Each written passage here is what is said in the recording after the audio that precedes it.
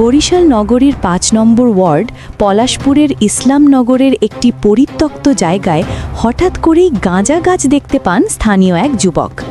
বিষয়টি তিনি আশপাশের মানুষকে জানালে মুহূর্তের মধ্যেই এলাকা জুড়ে খবরটি ছড়িয়ে পড়ে। পরে কৌতূহলী স্থানীয়রা ঘটনাস্থলে ভিড় করেন এবং সেখানে গাঁজা গাছটি দেখতে পান।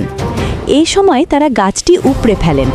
স্থানীয়দের দাবি, এলাকায় মাদক বিরোধী সচেতনতা থেকেই তারা গাছটি আগুন দিয়ে পুড়িয়ে ফেলেন, যাতে ভবিষ্যতে কেউ এটি ব্যবহার করতে না পারে।